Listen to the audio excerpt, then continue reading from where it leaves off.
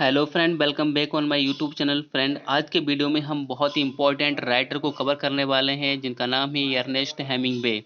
Yes, इन ये हमारे जो है डीएसएसबी और ईएमआरएस और जो हमारा यूपी पीजीटी का एग्जाम है उसमें तीनों जगह ये हमारे क्या है प्रिस्क्राइब्ड हैं। तो आज इनके बारे में हम कंप्लीट बायोग्राफी और कंप्लीट इनके जितने भी इंपॉर्टेंट वर्क हैं और जो इंपॉर्टेंट फैक्ट हैं इनके बारे में जो एग्जाम में पूछे ही जाते हैं उसके बारे में हम कंप्लीट कवर करने वाले हैं। फ्रेंड, ये बहुत ही इंपॉर्टेंट नोट्स हैं, ये हमारे खुद के हैंड रिटन नोट्स हैं जो हमने इन पर बहुत ही ज़्यादा मेहनत की है और आपके साथ मैं शेयर कर रहा हूँ। तो फ्रेंड देखिए, जो हम स्टार्ट करते हैं तो फ्रेंड देखिए, he was born on July 21 1899 at Oak Park Illinois US. यानी ये अर्नेस्ट हेमिंग्वे हमारे कौन है, ये हमारे एक अमेरिकन राइटर हैं। ये 21 जुलाई 1899 ईस्वी को पैदा हुए थे। कहाँ पैदा हुए थे? ओक पार्क इलिनॉइस यूएस में ये पैदा हुए थे। ठीक है friend. He died on July 2, यानी ये 2 जुलाई 1961 एज्ड 61। यानी ये क्या हुए थे, यानी 2 जुलाई 1961 ईस्वी को इनकी क्या हो गई थी, डेथ हो गई थी।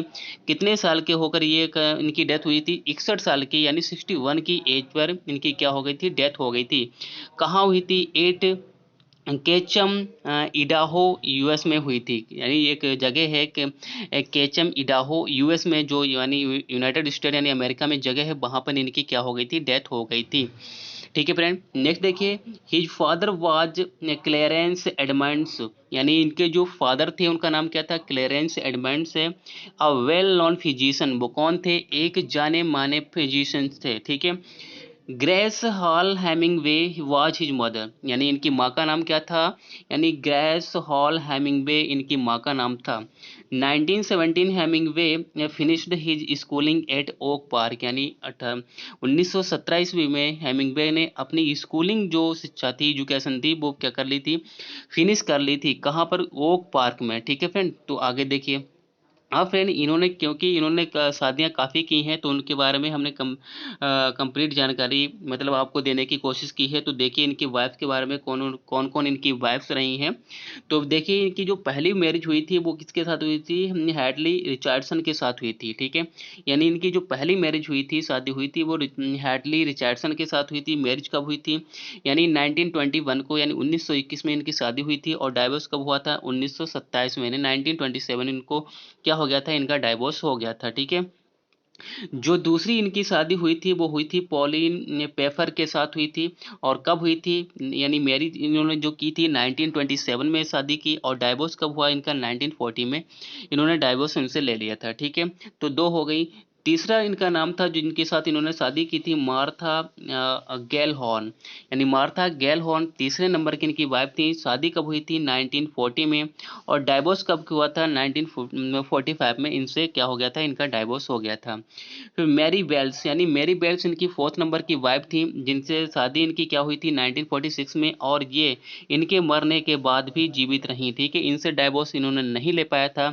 और ये हेमिंग्वे क्या हो गई थी, उनकी डेथ हो गई थी, उसके बाद भी ये क्या रही, जीवित रही। ठीक है। यानी इनकी 4 वाइफ थी। इन्होंने क्या है, हार्डली रिचर्डसन, पॉलिन पेफर, यानी मार्था गैलहॉर्न, मैरी वेल्स। ठीक है। आई थिंक आपको ये समझ में आया होगा।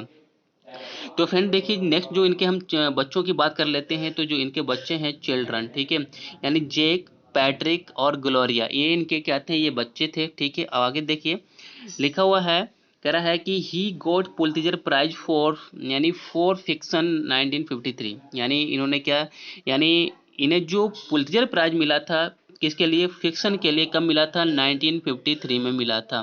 यानी 1953 में इनको यानी फिक्शन के लिए क्या मिला था, यानी एक Nobel prize, sorry Pulitzer prize मिला था। फिर इन्होंने क्या किया हुआ, he got Nobel prize in literature 1954। ये दोनों इनके पॉइंट बहुत ही इंपॉर्टेंट हैं, नोट करने वाले हैं। क्या, यानी जो पुलित्जर इन्हें प्राइज मिला था वो इनको फिक्शन के लिए 1953 में मिला था।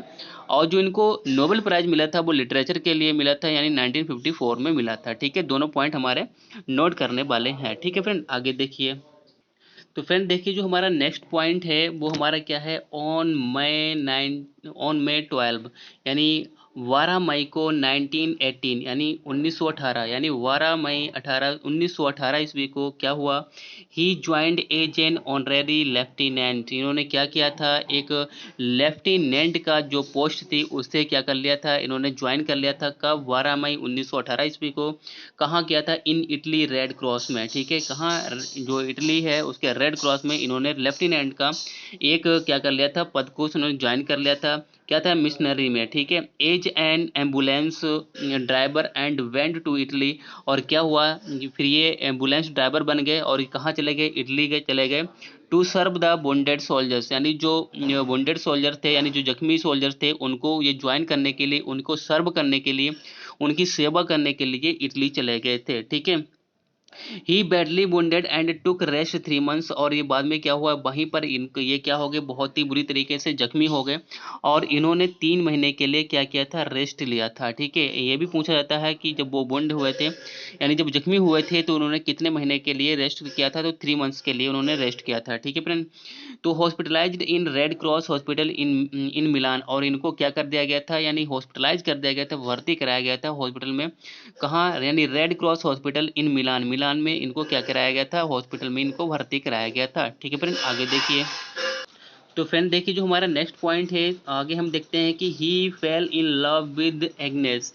एग्नेस बॉर्न क्रॉस्की, यानी इनको क्या हो गया था, वहीं जहाँ पर ये जिस हॉस्पिटल में ये काम कर रहे थे, ठीक है, यहाँ पर ये एम्बुलेंस में मतलब ड्राइवरिंग कर रहे थे, और जहाँ पर इनको क्या किया गया था, जब यानी ये वुंडेड हो गए थे, इंजर्ड हो गए थे, जख्मी हो गए थे, जब इनको क्या कराया गया था, भर्ती कराया गया था, तो वहाँ पर इनको प्यार हो गया था। एक लेडी थी, नर्स थी, जिसके पैर में ये क्या हो गए थे, पड़ गए थे, जिसका नाम क्या था, एग्नेस बॉर्न क्यूरोस्की नाम था। एन क्या थी, an American red cross nurse थी। ठीक है, नहीं, एक अमेरिकन रेड क्रॉस नर्स थी।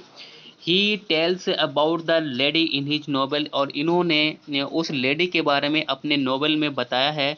तो उस नोवेल का क्या नाम है, द सन आल्सो राइजेस, इसमें भी बताया है। अ फेयरवेल टू आर्म्स, इसमें भी इन्होंने जो एग्नेस बॉर्न क्रोस्की है इनका जिक्र किया हुआ है। ठीक है, तो ये भी पूछा जाता है कि एग्नेस बॉर्न क्रोस्की का जो हेमिंग्वे हैं, इन्होंने जिक्र किस नोवेल में किया है, किस नोवेल में इन्होंने उसकी बात की है, तो 2 नोवेल में बात की है, द सन आल्सो राइजेस और अ फेयरवेल टू आर्म्स, इस दोनों नोवेल में उन्होंने बात की हुई है। ठीक है, तो फ्रेंड देखिए, जो नेक्स्ट हमारा पॉइंट है वो कह रहा है, he participated in 1936 in Spanish civil war. 1936 ईस्वी में इन्होंने स्पेनिश सिविल वार में क्या किया, पार्टिसिपेट किया। ठीक है, उसमें भाग लिया।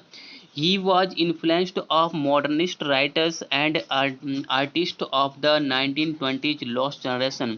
बहुत ही इंपॉर्टेंट हमारा ये पॉइंट है, क्या, यानी वो इन्फ्लुएंस्ड थे, प्रभावित थे, यानी जो मॉडर्न हमारे राइटर्स और आर्टिस्ट हैं उन 1920 शताब्दी के, यानी 1920 शताब्दी दशक के शताब्दी के जो राइटर्स हुए हैं, जिनको किस किस नाम से जाना जाता है, लोस्ट जनरेशन के नाम से जाना जाता है, उनसे ये बहुत ज़्यादा प्रभावित थे। ठीक है, आगे देखिए। Hemingway was present with Allied troops as a journalist at the Normandy landing and, आगे देखिए, यानी जो हमारे हेमिंगवे हैं वो ये क्या थे, यानी ये प्रेजेंट थे कहाँ, किसके साथ, एलीड जो हमारी थी ट्रूप्स की, उसके साथ ये क्या थे, ये मतलब प्रेजेंट थे, किस तरीके से प्रेजेंट थे, जर्नलिस्ट के रूप में, at a Normandy landing and the liberation of the Paris. ठीक है, तो उसके साथ ये क्या थे, ये वहाँ पर ये उनके साथ जुड़े हुए थे। ठीक है, फिर क्या हुआ, 1954 में ट्रिप टू अफ्रीका, इन्होंने 1954 ईस्वी में क्या किया, अफ्रीका की एक ट्रिप की। ही वॉज सीरियसली इंजर्ड, जहाँ पर ये बहुत गंभीर तरीके से जख्मी हो गए। इन टू प्लान एक्सीडेंट, यानी 2 प्लान एक्सीडेंट हुए थे ऑन सक्सेसिव डेज, यानी जैसे कि जो प्लान था, ठीक है, यानी जो प्लान होती हैं वो उनके सक्सेसिव, यानी उनके शुरुआती दिनों में ही क्या हुआ था, यानी उनका क्रैश हो गया था, जिसमें ये क्या हो गए थे, जख्मी हो गए थे। ठीक है फ्रेंड, आगे देखिए। तो फ्रेंड देखिए जो हमारा नेक्स्ट पॉइंट है, in 1959 he bought a house in Ketchum Idaho. इन्होंने क्या किया था, यानी 1959 में एक अपना घर खरीदा। कहाँ खरीदा, इन कैचम इडाहो में खरीदा। ठीक है, इन्होंने वहाँ पर एक अपना घर खरीदा। Where in mid 1961 he died by suicide. और जहाँ पर यानी इसी घर में इन्होंने क्या कर ली थी, 1961 के मिड में यानी बीच में इन्होंने क्या कर लिया था, सुसाइड कर लिया था। क्या कर लिया था, सुसाइड कर लिया था, यानी इन्होंने क्या किया, सुसाइड कर लिया था। ठीक है फ्रेंड, आगे देखिए। In December 1917, he was rejected by the US Army for poor eyesight. क्या किया था, यानी ये इन्होंने आर्मी को भी ज्वाइन करना चाहा, लेकिन दिसंबर 1917 ईस्वी में इनको क्या कर दिया गया, रिजेक्ट कर दिया गया। कारण क्या था, इनकी जो आई साइट थी वो क्या थी, बहुत ही पुअर थी, उसके कारण इनको क्या कर दिया गया था, इनको रिजेक्ट कर दिया गया था। ठीक है फ्रेंड, ये भी क्वेश्चन हमारा पूछा जाता है कि उन्होंने इंडियन आर्मी कब ज्वाइन करने चाहिए और इनको क्यों रिजेक्ट किया गया था आर्मी से। तो इन्होंने 1917 ईस्वी में ज्वाइन करना चाहा और पुअर आई साइट के कारण इनको क्या कर दिया गया, रिजेक्ट कर दिया गया। ठीक है फ्रेंड, आगे। तो फ्रेंड देखिए जो हमारा नेक्स्ट पॉइंट है उसमें क्या है, इन मई 1918 यानी 1918 ईस्वी की मई में ही sailed from New York to Italy. यानी इन्होंने क्या किया, सेल्ड किया न्यूयॉर्क से इटली का।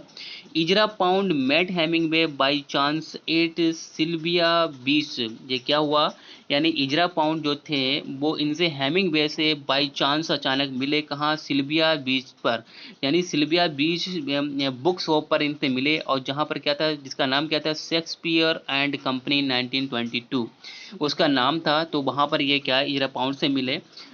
और ये भी पूछा जाता है कि इजरा पाउंड से हेमिंगवे कब मिले थे, और उसका नाम भी पूछा जाता है बुक शॉप का। ठीक है, तो सिल्वियाज बुक शॉप जो सिल्वियाज का जो बीच है उसकी एक वहाँ पर एक बुक शॉप है जिसका नाम क्या था, शेक्सपियर एंड कंपनी 1922। तो वहाँ पर ये क्या हुए थे, मिले थे। तो इंपॉर्टेंट पॉइंट है, तो फ्रेंड ये भी नोट करने का है। नेक्स्ट क्या लिखा हुआ है कि during his first 20 months in Paris Hemingway field 88 stories for the Toronto Toronto star newspaper. ठीक है, तो क्या हुआ, यानी अपने शुरुआती जो इनके 20 मंथ थे, 20 मंथ्स थे कहाँ, पेरिस में। तो हेमिंगवे ने जो 88 स्टोरीज को फिल कर दिया था, किसमें, टोरेंटो में। टोरेंटो क्या था, एक स्टार न्यूज़पेपर था, उसमें इन्होंने फिल कर दिया था। कितने, यानी शुरुआती इनके जो 20 मंथ्स थे पेरिस में, उसमें 88 पूछा जाता है, 88 इन्होंने स्टोरेज को उसमें क्या कर दिया था, फिल कर दिया था। कौन से न्यूज़पेपर में, टोरेंटो स्टार न्यूज़पेपर। ठीक है, इसमें कर दिया था। ठीक है फ्रेंड, आई थिंक आपको ये क्लियर रहा होगा।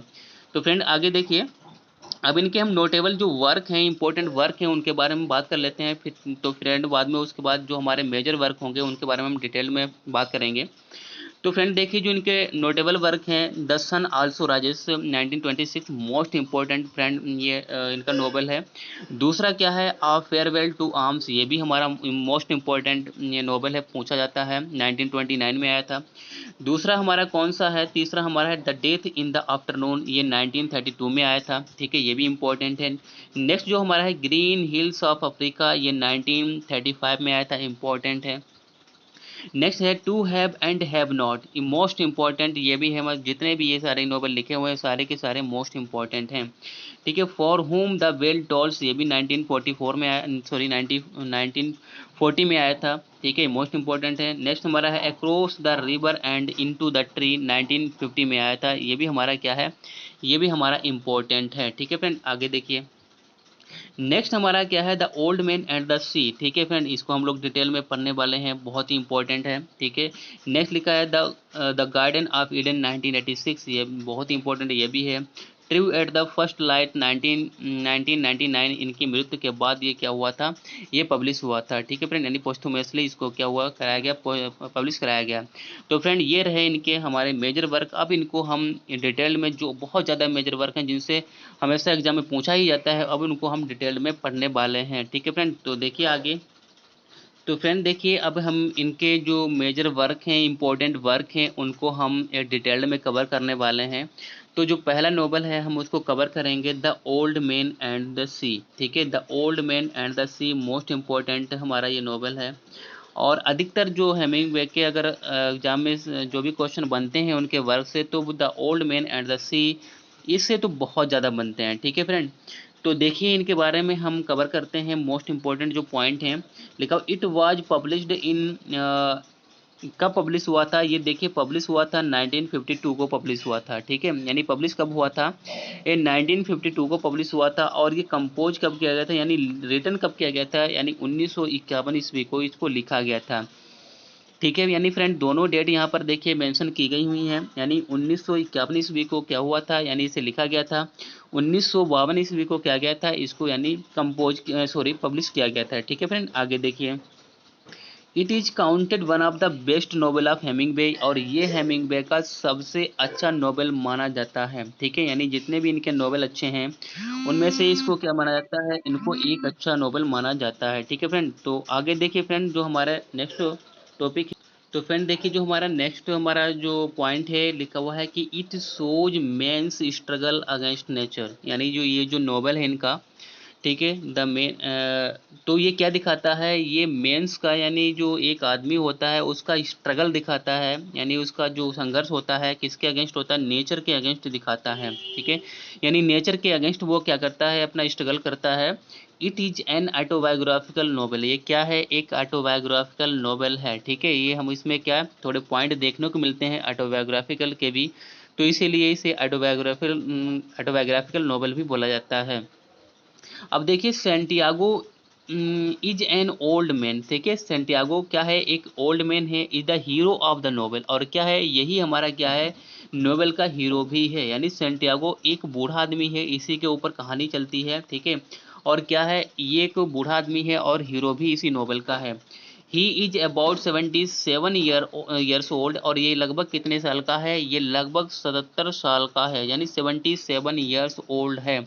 ठीक है, तो फ्रेंड ये एक पॉइंट मोस्ट इम्पॉर्टेंट इसमें हमने कवर किए हुए हैं, तो आप सारे के सारे पॉइंट को इनको कवर कर लें। ठीक है, इनको आप अपने एक नोट्स बना लें, चाहे इनका स्क्रीनशॉट ले लें। ठीक है, तो आगे देखिए लिखा हुआ है कि he is an ambitious adventurous, क्या है ये कि ये मतलब एक एम्बिशियस एडवेंचरस है। ठीक है, यानी बहुत ही महत्वाकांक्षी बंदा है। कहा क्यूबर फिशरमैन है, ठीक है, यानी कि मछुआरा है। तो आगे देखिए हम आगे बात करते हैं।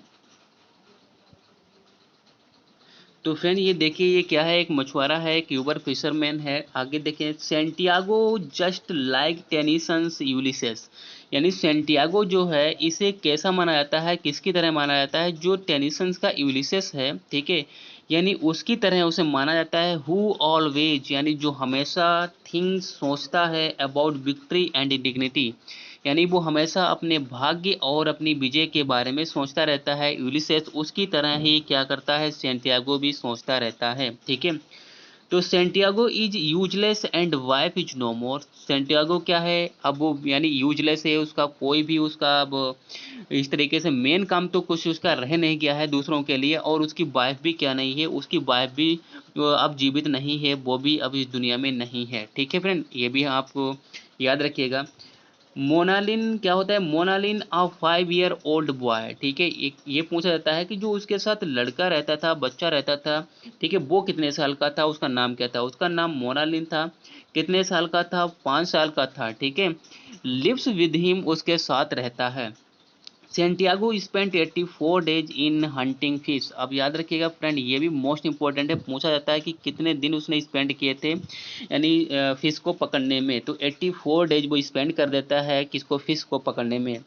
Last he finds 18 feets tall fish marlin, क्या करता है, यानी लास्ट में यानी आखिरी में क्या करता है, यानी 18 फीट यानी 18 फीट की एक बड़ी सी लंबी सी मछली पकड़ लेता है, जिसका नाम क्या होता है, मार्लिन होता है। क्या कौन सी मछली पकड़ता है, मार्लिन नाम की वो मछली पकड़ता है।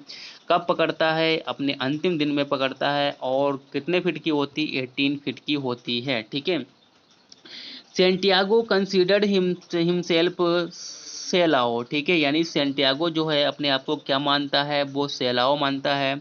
क्या होता है, वेरी अनलकी। सेलाओ का मतलब क्या होता है, वेरी अनलकी, यानी पूछा जा सकता है कि नोबेल में सेलाओ नाम का जो वर्ड यूज किया गया उसका मतलब क्या है, तो उसका मतलब है वेरी अनलकी, बहुत ही अभाग्यशाली, ठीक है फ्रेंड, ये पूछा जा सकता है। तो फ्रेंड आगे देखिए जो हमारा नेक्स्ट पॉइंट है, तो फ्रेंड देखिए आगे लिखा हुआ है कि the novel is dedicated to Charlie Scribner, ठीक है, यानी जो नोवेल है ये हेमिंगवे ने किसको डेडिकेट किया हुआ है, चार्ली स्क्रिवेनर जो हैं उनको डेडिकेट किया हुआ है। एंड हिज लिटरेरी एडिटर उनके कौन थे, ये एक और भी नाम है मैक्स पार्किंस, ये उनके क्या थे, ये एक लिटरेरी एडिटर थे और उनको ये क्या किया हुआ है, नोबेल डेडिकेट किया हुआ है। यानी दो लोगों को नोबेल जो है वो डेडिकेट किया गया हुआ है, किसको, चार्ली स्क्रिवेनर को, और को दूसरे कौन थे, उनके एक एडिटर थे मैक्स पार्किंस, उनको ये डेडिकेट किया हुआ है, ठीक है फ्रेंड। तो ये भी पूछा जा सकता है कि ये नोबेल किसको डेडिकेट है,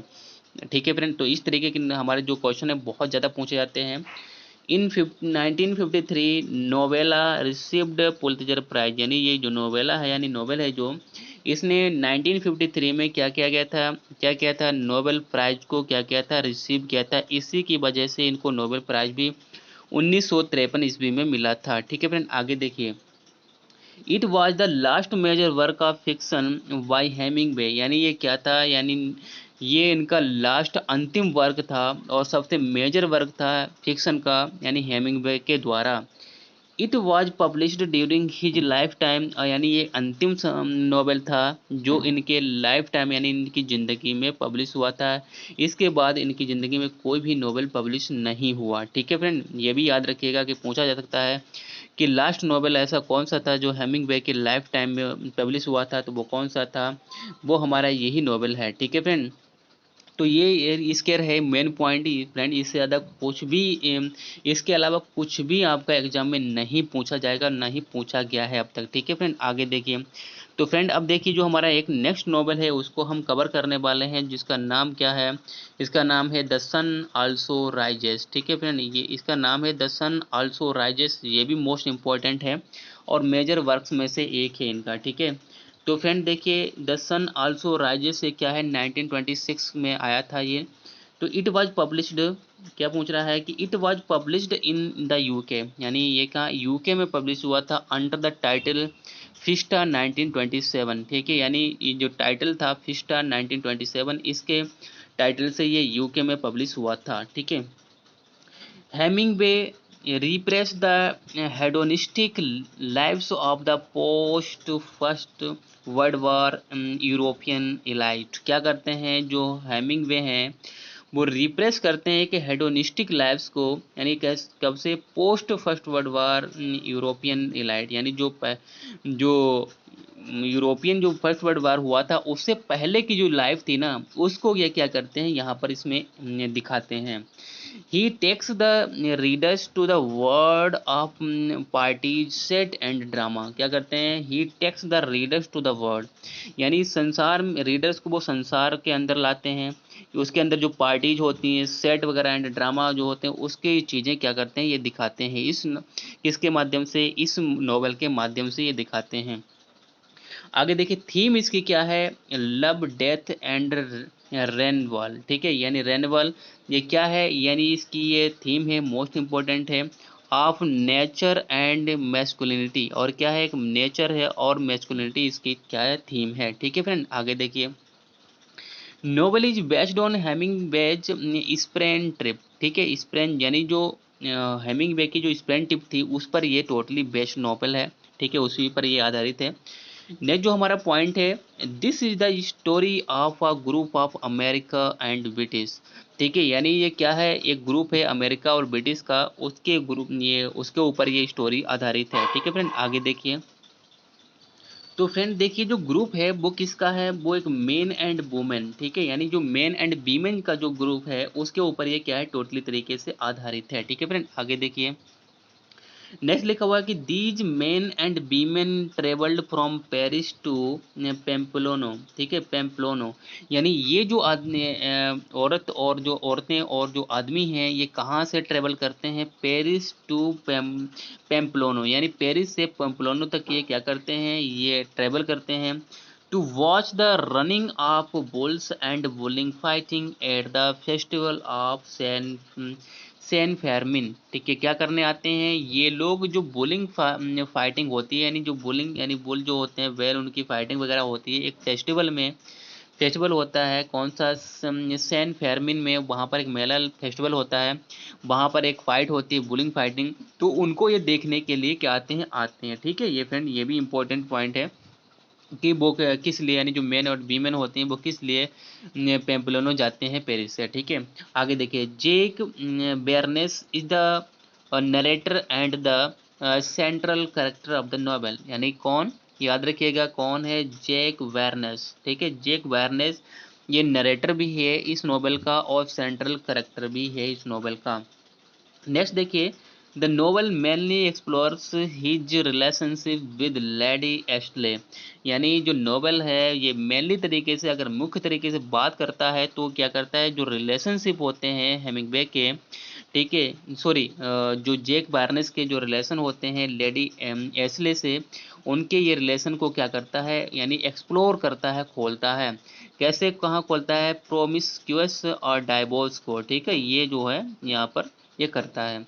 आगे देखिए, आगे बात करते हैं क्या करता है, she represent the sexual freedom of 1920s, यानी जो लेडी एस्ले है ये क्या करती है, ये रिप्रेजेंट करती है सेक्सुअल फ्रीडम को, किसके 1920वीं शताब्दी की जो सेक्सुअल फ्रीडम है उसको रिप्रेजेंट करती है।